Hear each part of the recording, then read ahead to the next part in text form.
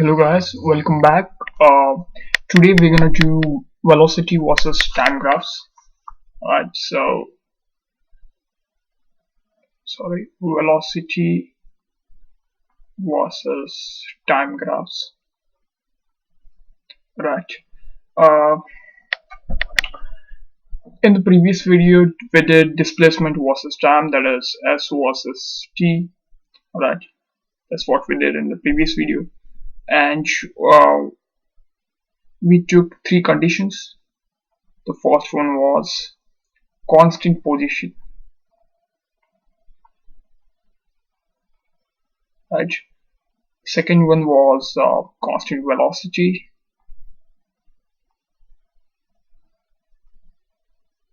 and third one was constant acceleration.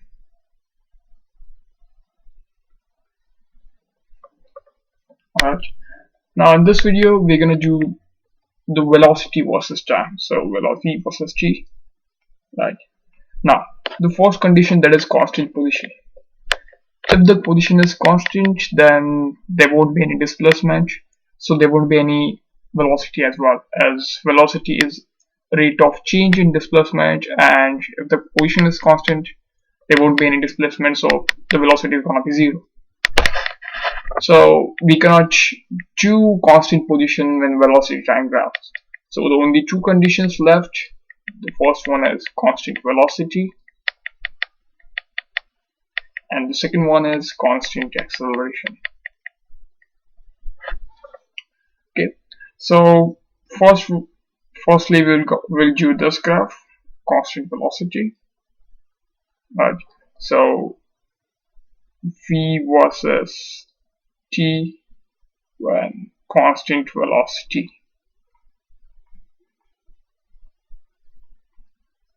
Okay, so let me draw the graphs first. Draw the axis first.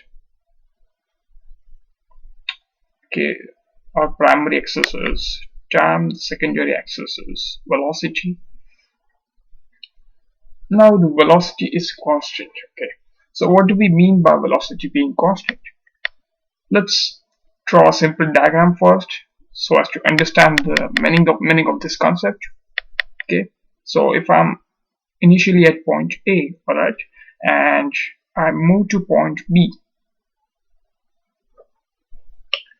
and let's say for this whole journey it took me 6 seconds. That is, it took me 6 seconds to reach point B from point A, right? So, and if I divide this whole journey into three parts, that is three equal parts, that is of 2 seconds. Each part is of 2 seconds, right? So each part is of 2 seconds, equal parts. And then if I calculate the velocity for each part, right? So velocity for this part, the velocity for this, velocity for this part, then the velocity for this part, and lastly the velocity for this part. Right. And if I arrive at the conclusion that it took me, as each part is of 2 seconds, alright, and if I find out that in each part, that is in each 2 seconds, I traveled the distance of 3 meters. That is, if let's say the total distance between A and B is 9 meters. Alright, and if I find out that in each part I travel 3 meters, alright, that means that with every duration of time I travel the same distance. Alright, so I travel the same distance in same amount of time in the whole journey, even if I break the journey into smaller parts.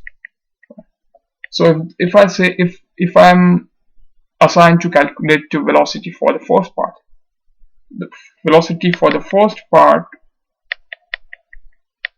is gonna be distance, that is 3 meters, divided by time, that is 2 seconds, 3 by 2 meters per second.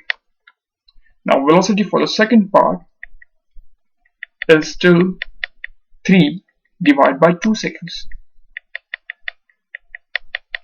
and for the third part is still gonna be the same, 3 divided by 2 seconds. So finally I've arrived at the conclusion that if I travel the same distance in the particular amount of time in the overall journey, that means that my rate of change of distance is constant with time. That is, with a certain amount of time, that is with 2 seconds, I've always traveled 3 meters in this journey. So my rate of change of distance, that is, firstly my distance for 3, then secondly for 6, right? The rate of change of distance is still constant. That is gonna take the same finite amount of time for me to cover the certain distance. That is, the velocity is constant. The rate is constant. That means the velocity is constant, and that's what we mean by constant. I'm sorry. That's what we mean by constant velocity. Right? Okay. Now, so my initial position was, let's say, 0. All right, and my final position was 9 meters. But observe that this axis is not the position this time; it's velocity axis. So we have to calculate the velocity, and as we have already calculated the velocity over here, velocity for each part is 3 by 2, that is, velocity is 3 by 2 meters per second in the overall journey. As it's constant, it's not changing with every bit of time. Even if we don't take 2 seconds, and if we want to calculate the velocity in just 1 second, right, it's still gonna be 3 by 2 meters per second. So it's constant overall the journey. So initially it was 3 by 2 meters per second, that is 3 by 2. And finally, after, let's say, 2 plus 2 plus 2, that is 6 seconds, it's still 3 by 2 meters per second. So as you can see, it's constant.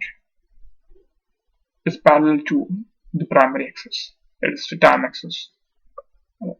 So the graph of constant velocity in velocity versus time graph is a parallel line to a primary axis, that is to the axis of time. Right? As we had the parallel line in case of constant position and position versus time graph, or displacement versus time graph. The same way over here. The only difference being the secondary axis is velocity, and it is velocity that is constant over here. If we have to plot the displacement versus time graph for the constant velocity, as we discussed in the previous video, it's gonna be a straight line.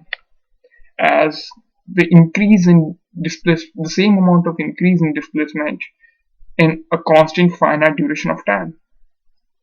So this is always gonna be constant. That is, ratio of this and this, that is this divided by this, is always gonna be constant.